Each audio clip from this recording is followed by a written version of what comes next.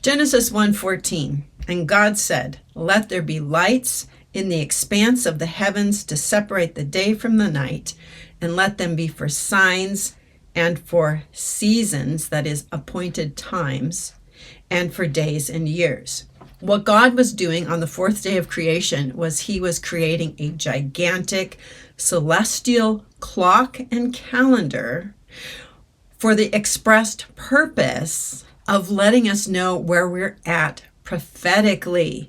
The appointed times are not just about the feasts of the Lord. That's the surface of it, but we know that the 7 feasts of the Lord are actually God's rehearsal of the plan of redemption. So the sun, moon, and stars are going to be linked to God's purposes in the plan of redemption, and they're there for signs that we're going to know where we're at because of the signs that appear in the heavens.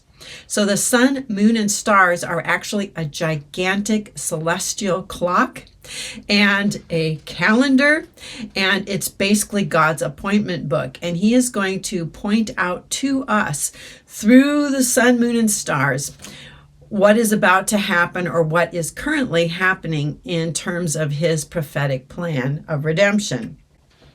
So there is a solid link between what's happening in the starry heavens and what's happening prophetically, especially with regard to Christ's first coming and even more to his second coming.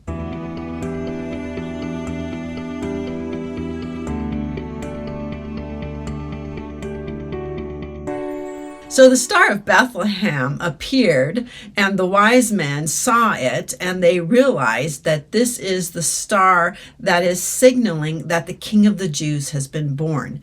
And so they came to Jerusalem to see the King of the Jews, and went to Jerusalem to Herod to inquire where he was. And Herod didn't know anything about this, but they realized from the prophecies that the Messiah wasn't going to be born in Jerusalem, the capital city, but rather in Bethlehem. That's where the wise men went. Christ's birth is part of the prophetic plan, and there was a star sign that let people know what was happening. Now, did everybody recognize that star sign when it appeared, the Bethlehem star?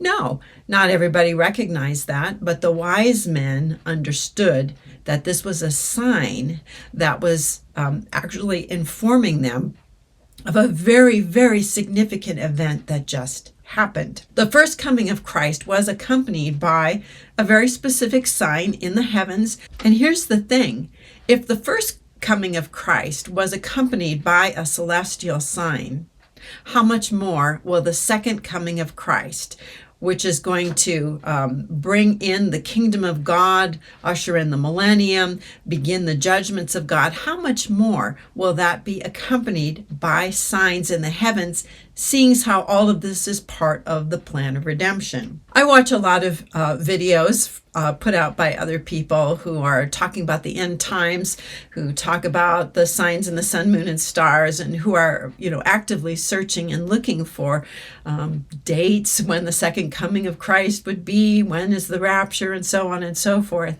And they're looking at all kinds of things that, that are sort of outside of what the Bible has told us is going to be the actual signs in the sun, moon, and stars. And there are only a few signs that we're looking for, because the Bible only points to a few of these. And actually, there's basically three celestial signs that we're looking for that are going to sort of put a milestone about where we're at in the process of the end times. And I'm going to be drawing some of this out here on the whiteboard in just a minute. All the significant astronomical signs are written, or we're told about them in the book of Revelation or in the Olivet Discourse. So these are things that we can know for a certain, and they're described pretty well, so that there really shouldn't be a lot of questions about what we're looking for. So I've been, watching for the Lord's return for a long time, and I've been listening to and reading information various positions that people put out about the end times. And I'm going to be doing a video on why we can't all get on the same page about this stuff, but that's not for this video. But there are people out there who say that any of the signs that we read about in the scripture are not for believers. They're not for Christians, because the Jews seek signs. Okay, and the passage also goes on to say, and the Greeks seek wisdom. But because signs are for the Jews, they're obviously not for us. And what that means then is that we should be looking for wisdom, and the Jews should never seek wisdom. Okay, if God has given a sign to believers, we need to take it at face value and not say, well, that isn't for me, that's for the Jews. Well, these signs are going to be recorded in books that Jews are not going to read, like the book of Revelation, like the Gospel of Matthew. Jewish people are not reading those books, so they're not going to understand these signs. If you're a Christian and you read those books, you understand that that sign means something, and it means something to believers. So these are signs that are for us. Okay, God has graciously permitted us to know where we're at in his plan of redemption because we're partners with him. Okay, this is something that people miss too. As believers, we're joint heirs with Christ. We're partners with Christ. We are partnering with him in this plan of redemption. We are delivering the message, the good news of the gospel. We're partnering with Christ. And so as partners, this revelation was given to Christ, and he is giving it to us so that we can partner with him and with the Father in understanding and moving forward this plan. Okay, this is like, this is a high calling that we've been called to, and we are already entering into some aspects of what we're going to be given once we, get to glory. So, little interjection there. The signs that are recorded in the New Testament, especially in Matthew and also in the book of Revelation, they're for believers. They are not for Israel. They're not for the Jews. Now, what Satan has done when it comes to the Zodiac or the Mazzaroth, if you're Jewish, is he's corrupted the purpose of the sun, moon, and stars. He's co-opted it for his own messaging or astrology or whatever. And I remember when I went to Israel, this was back in 1999, I went on a trip to Israel, and we went to this synagogue that had been unearthed, and on the floor of the synagogue was this tile representation of the Zodiac, the 12 signs of the Zodiac. And I was a good Christian girl, and I didn't do zodiacs and stuff. And I was basically appalled that there was this representation of the Zodiac on the synagogue floor. Well, it wasn't until years later that I learned that the signs of the Zodiac are connected with the 12 tribes of Israel. And if you want to watch an interesting video on how God has used the nation of Israel by connecting it with the signs of the Zodiac and the 12 tribes, he's used the nation as sort of the center of time. And there is a very interesting space-time connection between the Zodiac and the nation of Israel, and I'll leave a link to the video where I talk about that. It includes Ezekiel's wheel. Fascinating kind of information. When I learned that there is this connection between the 12 tribes and the signs of the Zodiac, that God actually had a purpose that Satan had corrupted. So it's okay, and actually it's advisable to understand this connection between God's purpose for the sun, moon, and stars and the constellations and so on. So if we go back to Genesis and we actually read what God said about the reason for the constellations and the sun, moon, and stars, that these are for signs and for appointed times. They're for signs and appointed times. Basically, we're given permission to use them that way, and we can keep our conscience clean that we're not doing astrology, because we're not. And that it's okay to recognize signs when they appear. In my show notes, I have the next point highlighted, that every prophetic milestone of the end times is going to be accompanied by a clearly recognizable sign in the starry heavens. So we know that one end time sign has already happened. Okay, and that was the Revelation 12 sign. It was the great sign. We're going to be looking at this a little later in this video. It took place on an appointed time over the Feast of Trumpets. It was sort of the wordless pronouncement that said, hey, we're in the end times. Okay, we are now starting the beginning of the end times. Notice I didn't say we're starting the beginning of Daniel's 70th week. I didn't say we're in the wrath of God. We're in the tribulation. I haven't said any of that. What I've said is this is the sign that's telling us that we are now in the book of Revelation. I'll talk a little bit more about that in a minute. The Revelation 12 sign is often called the sign of the woman, or the Revelation 12 sign, or the great sign. The Gospels, Matthew in particular, Mark and Luke, and the book of Revelation all talk about signs in the sun, moon, and stars. They all talk about it. And it's very clear. They're very precise in how these things are worded so that we don't get it wrong, so that we can actually know exactly what we're looking for. So we're not guessing about this stuff. Okay, we don't have to guess. And to me, that's a really important thing. A lot of what I see, on various YouTube channels and stuff, people are watching, they're looking, and they're kind of guessing about certain things, but you don't have to guess. These are things that, while you may have to look under layers of symbolism and so on, they're not mysterious. You don't have to access stellarium. You don't have to have a huge knowledge about, astronomical alignments or anything like that in order to know what's going on. So in 2014 and 2015, there was what we call the blood moon tetrads. And while they are not a sign, they are not mentioned in scripture at all.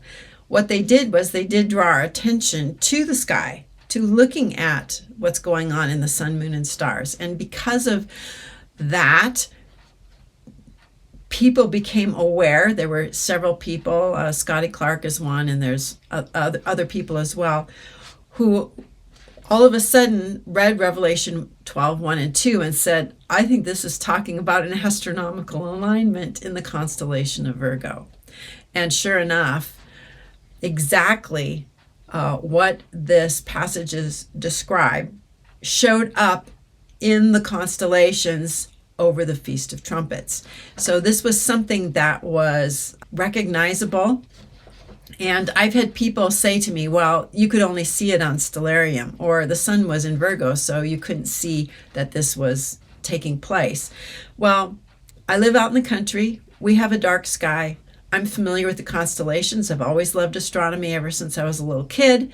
I can name various constellations and so on and so forth. Never had a telescope, but hey, you don't need a telescope if you've got a dark enough night. And I could follow the wandering stars.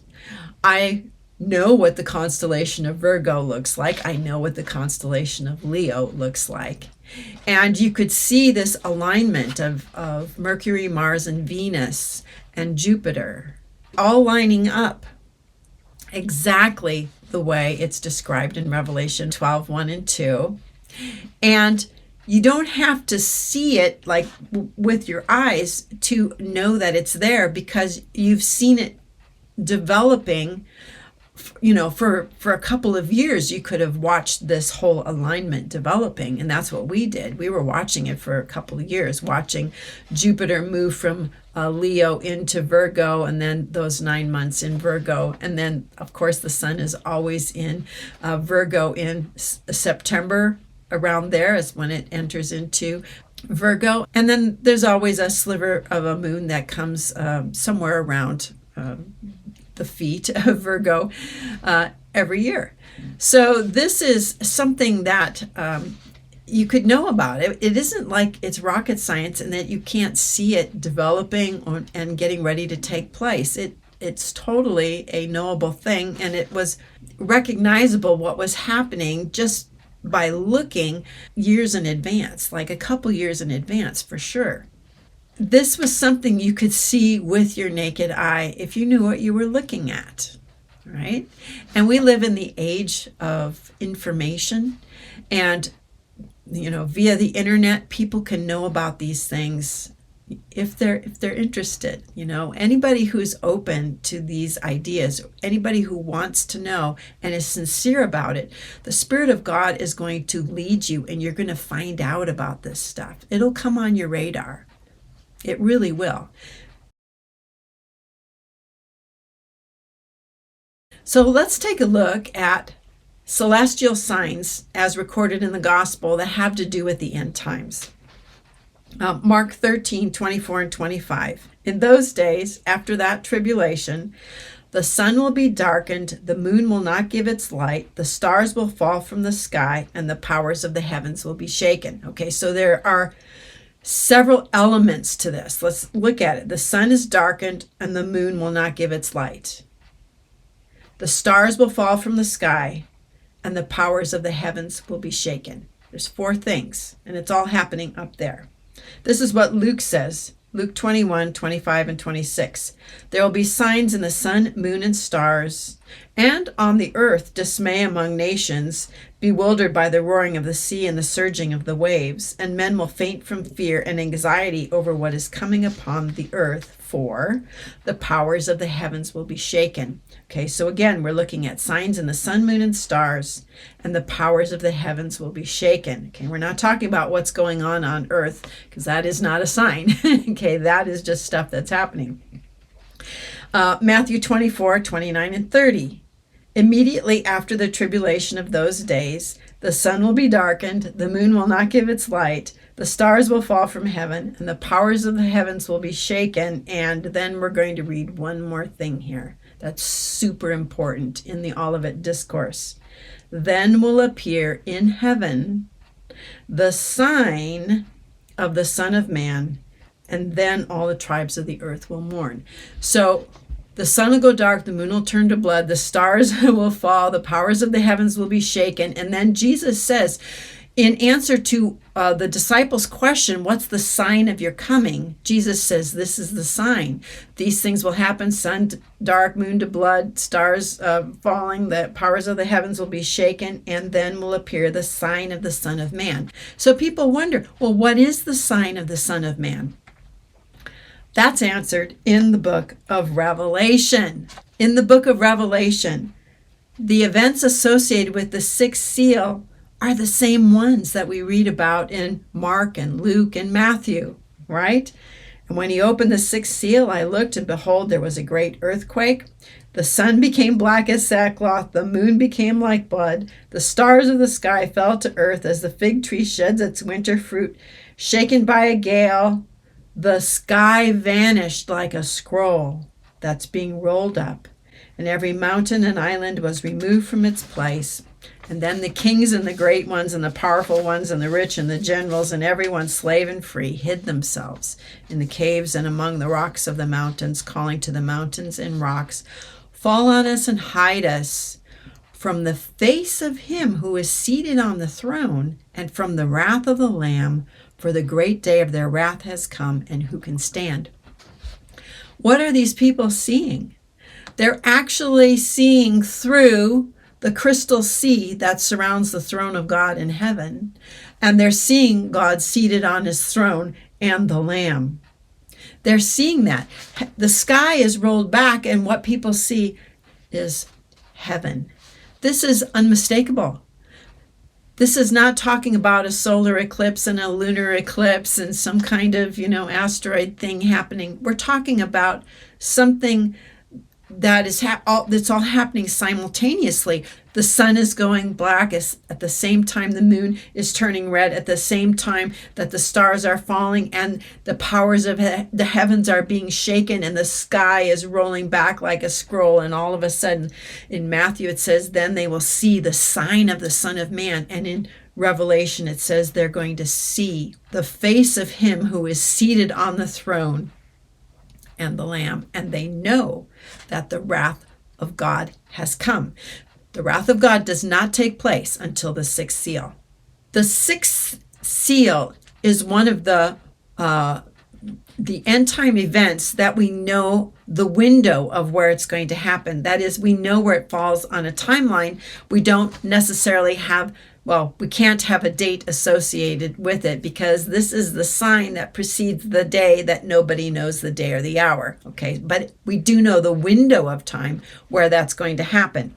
In Matthew 24, Jesus is telling the Jews that they're to watch for somebody standing in the holy place, somebody going into the temple and proclaiming that they're God, or standing where they shouldn't be. This is the abomination of desolation. Okay, and what's going to happen at the time of the abomination of desolation is there's going to be this time of terrible tribulation. Okay, this time of terrible tribulation. Now, the remnant of Israel is going to go into the wilderness, but believers are going to be killed and beheaded. And this is the terrible time of tribulation for believers, because there will be people who believe in Jesus. Okay, they're going to be beheaded sometime after the tribulation of those days, but before the visible return of Christ. We're going to see the sun go dark and the moon turn to blood and the stars fall from the sky. And we're going to see the events associated with the sixth seal, including people seeing Jesus and God in heaven. They'll see that. That's why they go into their underground bunkers. Okay, when does that happen? We don't know, but we know it's in the window of time between the abomination of desolation and Christ's second coming. So this is a sign that we're not actually going to see. Hopefully we're all, going to be in heaven with the Lord. But people on earth who are here on earth at that time are going to see, and they're going to know that the wrath of God is beginning. The wrath of God begins right here. Okay, the great day of their wrath has come, and who can stand? Okay, the wrath of God begins here, right there. The seals, famine and pestilence and wars, and none of that's the wrath of God. That's actually stuff that the harlot is doing. She's going to be given permission to do those things. None of that is the wrath of God. Okay, none of that. And the sixth seal is located right here. And there are people who will say, well, you've got to have the seven seals early on before the abomination, and then you've got the trumpets, and then you've got the bowls. Well, the seals is a list of its own, and it has its own timeline. And the trumpets in Revelation, they have their own timeline. And the bowls have their own timeline. Actually, the bowls are the easiest ones because they're going to start here and they're going to end there. The trumpets have their own timeline. And I've done a video on this, and there are actually clues within the book of Revelation that connect the trumpets to certain events. And so we can know when those things take place. The sixth seal is never called a sign in Revelation, but in the Gospel of Matthew, the sign of the Son of Man, okay? This is the sign of the Son of Man. Okay, so we can count this as a sign, a celestial sign, but it's not one that's going to be particularly useful or helpful like to us. Okay, so let's talk about some signs then that we read about in the book of Revelation. So I've already mentioned one. This is the great sign, Revelation 12, 1 and 2. That's back here somewhere in 2017. This was the Revelation 12 sign. If you're unfamiliar with the Revelation 12 sign, I've done videos on it, and I would suggest that you watch the videos because God has given us signs so that we know where we're at. In Revelation 12, I think I'm going to do a whole video just on Revelation 12 and outline the timeline that we get from Revelation 12 because it provides basically the framework from beginning to end of the end times. And if we're raptured this fall, what that means is that the whole Revelation timeline is actually 12 years long from this sign right here until the return of Christ. It's not 7 years, okay? It would be 12 years. So this sign actually occurred in 2017, and it was over an appointed time, the Feast of Trumpets.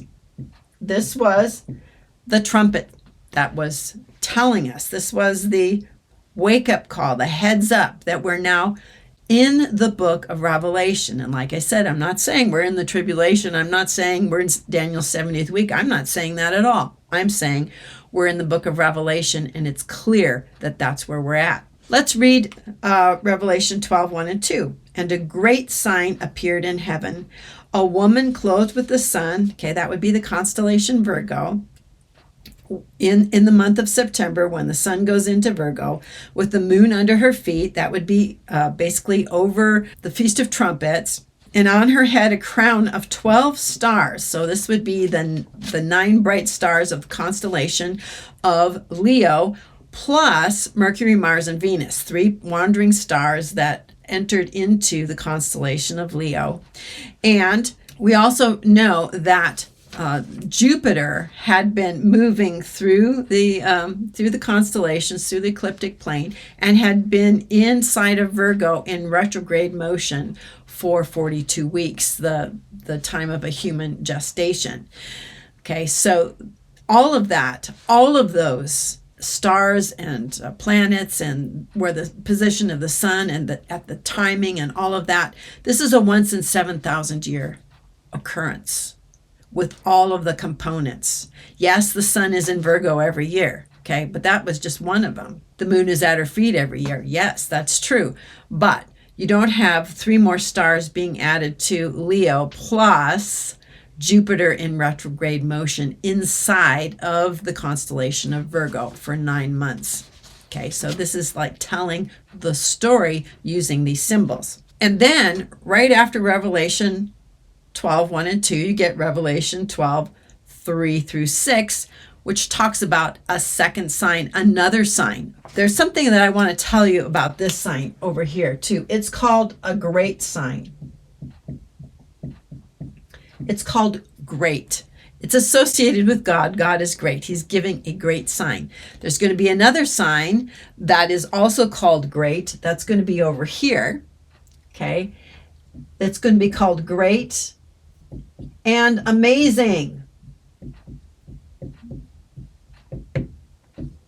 Okay, and what I want you to notice is that God's signs are great or great and amazing in the book of Revelation. We're going to read about another sign here that is not called great. It's not called great or amazing. And I believe, my understanding is that it's because it's associated with the dragon. It's associated with Satan. Okay, and it's a sign that's associated with him and something that he's put out there. Okay, God recognizes what he's doing. We're given clues about what this is, about the stars that are going to be a part of this next sign. But it isn't the great sign. It's not something that's part of God's awesome plan of redemption. When God ordained the sun, moon, and stars to be in the places that they're in, he foresaw at creation that this alignment was going to take place. It's part of his plan. It's part of his prophetic plan. He's connected this alignment with prophecy. Now, there is another sign that's going to take place. We're going to read about it, but it isn't one that God ordained. I think he recognizes it. He acknowledges it, that it's a sort of a satanic sign. It's a dragon sign, but it's not great. It isn't one that he established as a prophetic sign, because it involves beings who should never be here, like the Nephilim and so on. I've talked about this in a video that I'll leave a link to as well, and including this in a book that I'm writing called Convergence.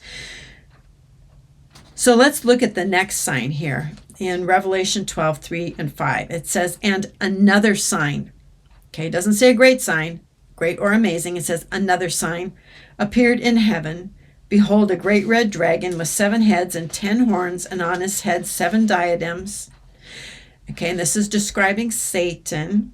His tail swept down 1/3 of the stars of heaven and cast them to the earth. Okay, now we have to understand that there's going to be layers of symbolism here. We've already been told in Revelation chapter 1 that stars can represent angels, the angels in Jesus' hand. Okay, the angels. Angels are messengers. Stars can represent messengers.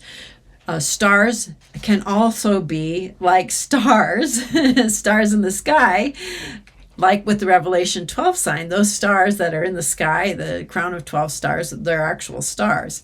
So we can be looking at literal stars, or we can be looking at what stars symbolize, which are angels. What we're going to keep reading, we're going to find out Satan is actually on the earth. Okay, he's not in heaven, he's on the earth, and he's going to take his tail and cast down a third of the stars of heaven. Okay, so my contention here is that we are looking at a layered prophecy, that there's going to be actual stars, as in literal stars like this, falling from heaven, and there's going to be angels as well. There's going to be angels and literal stars. And Satan is on the earth, okay? He's down here. The dragon is on the earth. He stands before the woman. The woman is Israel. Israel is on the earth, okay? The stars are being cast to the earth. He is taking his tail and he is casting stars to the earth. I believe he's casting his angels, a third of his angels, okay?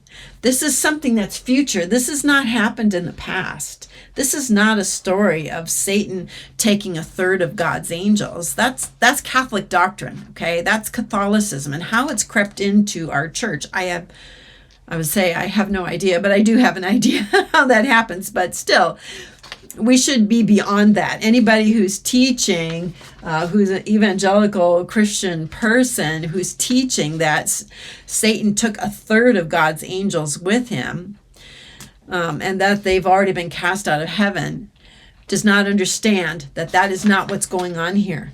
Okay, that's not what's happening here. Satan is going to cast a third of the stars to the earth, a third of his angels, plus there's going to be stars coming to the earth.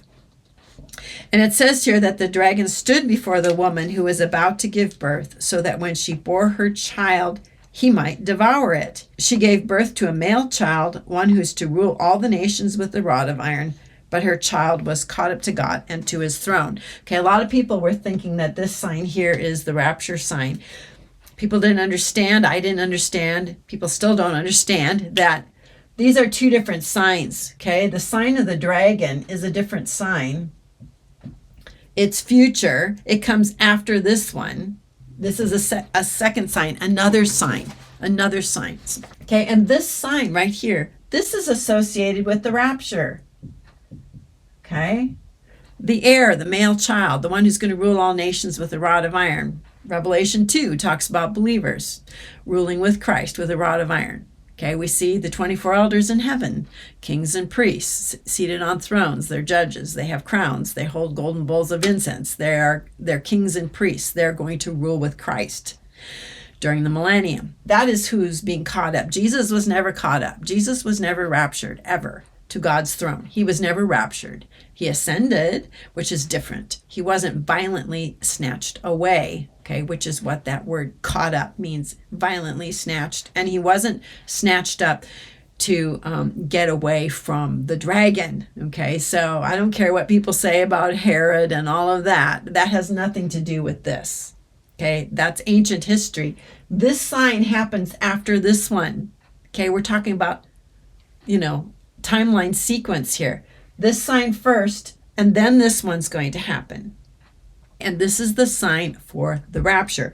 Now, there are star signs that are associated with this, because all of this is still in the fall when the sun is in Virgo, because of the story of the woman and the child. She's going to give birth while the sun is in Virgo. Okay, so this is in the fall then. And it has to take place before November, about November 3rd, which is when the sun actually leaves Virgo and goes into the next constellation. This happens to be during that time of the year when we look at Noah and the flood. And we look at the 7 days that Noah was in the ark before the flood came. And we look at these dates, and they are right around a dragon time, okay? That's Halloween. And there is a sign that cultures have used for years to kind of commemorate the flood, and that is when the Pleiades are at their zenith. I don't know if I spelled that right or not, but anyway, when this little star cluster that's in the constellation of Taurus is at its zenith on Halloween, which is right around the time of the flood. This is how people know to commemorate the flood. Okay, and this is like in a lot of cultures all over the world. The Bible speaks of the Pleiades 3 different times, and 2 of the times it's associated with floods or waters being released. So there's also that connection in the Bible with the Pleiades and the time of the flood. In addition, there is the Taurid meteor shower, where it looks like stars are coming from Taurus the bull. Okay, it looks like stars are radiating from that constellation. That's all right here, before this date right here. So our rapture, it's in a window of time, and if we're raptured this year in 2025, from Halloween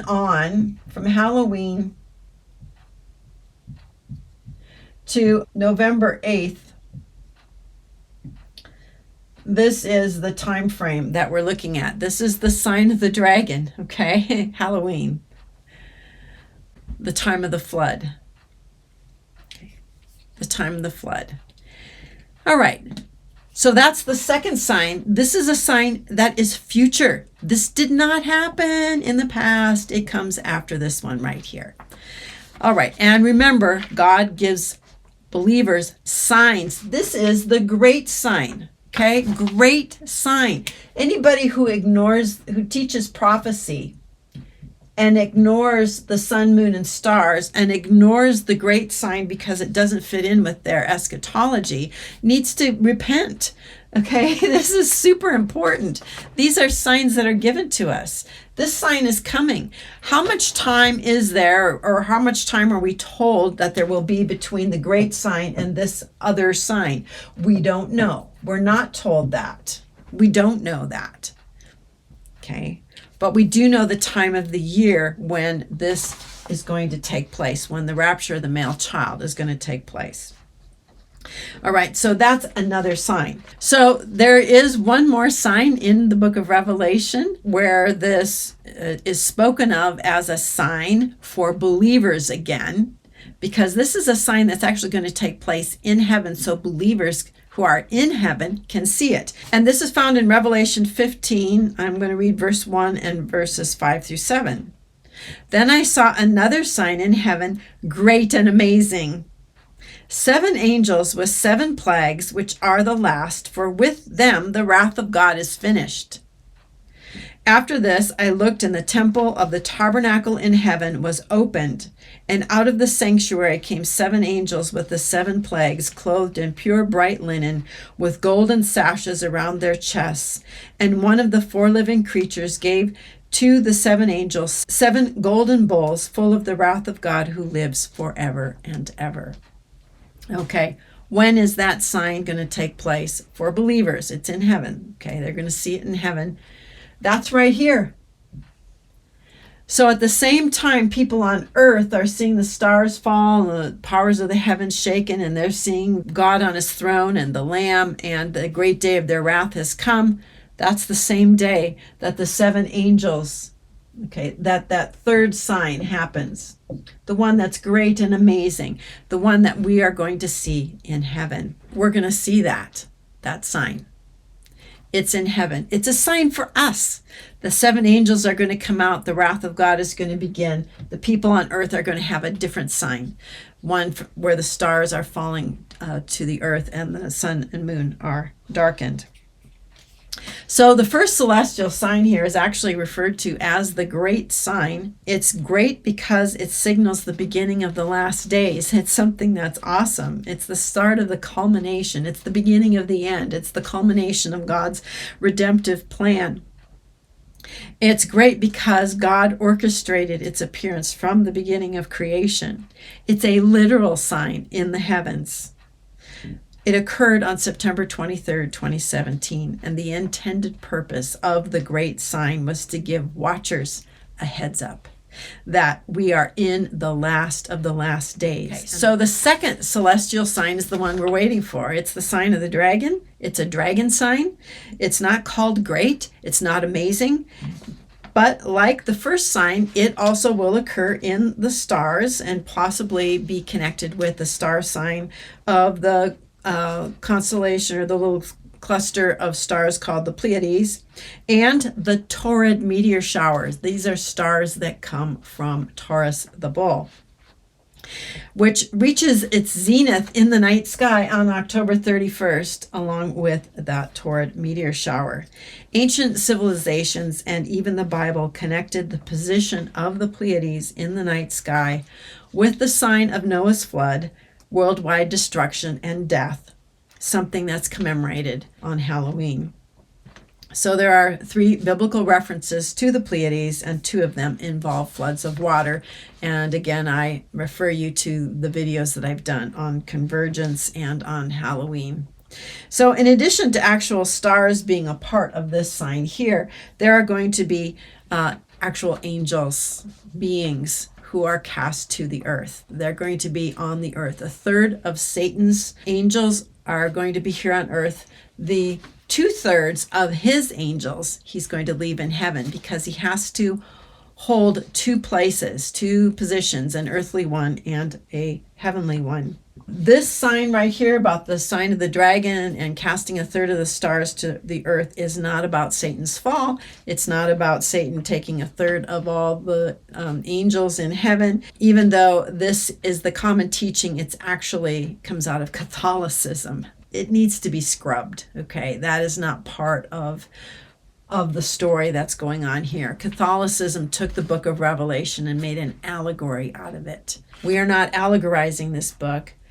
We're treating the symbols that tell a story of events that are really going to happen to real people. So the story of our rapture is actually found in the second sign, that is going to have falling stars and falling angels and Satan on earth and a war in Israel and the birth and catching away of believers as represented by the male child. Okay, now the third sign, this is the sign of the Son of Man. That's what Jesus called this in Matthew. This is a sign that's going to be viewed on earth by people, and we know when it's going to take place. It's after the tribulation of those days. It's after the abomination of desolation, but it's before the glorious appearance of Christ. We don't know when, we don't know how much time there is. We're not told. This is the day, an hour we don't know, but we do know the window of time. We know it's going to be after the abomination of desolation and after the tribulation of those days, but before Christ's appearance. At the same time that people on earth are witnessing the sun going dark, the moon turning to blood, the stars falling, the powers of the heavens being shaken, and the appearance of God and the Lamb, to people on earth, they will see him through the crystal sea that surrounds the throne of God, that acts like a window, okay? They're going to see him. That's what is going to be viewed on earth. But for those of us who are in heaven, we're going to see another sign, great and amazing, as the 7 angels with that are going to be given the bowls of wrath come out of the heavenly temple. So there is another sign. It's not a sign for us. It's actually, it's an indicator. It's not called a sign. It's not a sign that happens from the starry heavens. But Jesus said that when the people living in Judea and Jerusalem see the abomination of desolation, that is, they see this person going into the holy place, that they're to flee. That is their clue that something is happening and that they need to respond to that immediately, because the time will go and they will have missed it if they don't follow the Lamb into the wilderness immediately. So a lot of people will look at, frequency of earthquakes. They'll look at, all the wars that are happening and so on, and they say that those are signs. Technically, they're not signs. They're birth pangs. They're indicators, but they are not clear. This is clear. When this one happens, it will be clear. no one's going to go, gee, did that happen? Everybody's going to go, oh, it's happening. Okay, hopefully, we will see this and understand what is going on when we see this happening, because this sign is in conjunction with our rapture, and we're going to see the stars falling. We're going to see that before we're actually raptured. Okay, so this is a sign for us. And then the third sign, which is the great and amazing one for us, is the one that is spoken of in all three Gospels, and it's quoted from Old Testament passages, numerous Old Testament passages which say the same thing: sun going dark, moon to blood, powers of the heavens shaken, and so on. So God's been very kind to us to give us these signs so that we can know where we're at in his plan of redemption. And if you can't fit this stuff into your eschatology, if you're someone who goes, well, we're watching for a peace treaty, we're watching for, this, that, and the other thing, or the temple to be rebuilt, none of those are signs. None of them are signs. Okay, they may be, little blips on the radar that we should be looking at. A rebuilt temple, is that a sign? It's never called a sign. It's not a sign. Okay, it's an event that we can look at, use it to collate some data, about stuff. But where we're actually at is somewhere between here and here. Okay, we know where we're at. Okay, and we know what's coming next. We're told that. So, people who are looking at a lot of things going on in the news, and they're looking at stuff going on with Israel, and all of that stuff is very prophetic. Okay, but if you're looking for a sign, especially a celestial sign, the Bible is very clear about what those are, what we're to be looking for, when about they're going to happen. Okay, and we also know that there is a sign that we don't know the day or the hour of it, but we know the window of time. And by the way, this is called, this begins the day of the Lord, which is the kingdom age, which will last 1,000 years. Okay. Second coming is here, but the day of the Lord actually begins right there and then moves out for 1,000 years. And if the tribulation of those days wasn't cut short, no man would be saved. Okay, but for the sake of the elect, that is believers, those days would be cut short. Okay, the tribulation of those days is cut short. Okay, the beast still gets his full 42 months, but the tribulation aspect is cut short. Okay, so if you have any questions or comments or things you'd like to add, leave it in the comment section, and share this video. I think it's important that people, Christians, understand what signs we've been given. They're very clear. They're pretty clear, and it's basically kind of the simple reading of the text. This one happens first, and then this one happens next, and the rapture is associated with the sign of the dragon, not with the Revelation 12 sign. Okay. All right. So thank you for watching. We'll see you on another video. Till then, have a blessed day.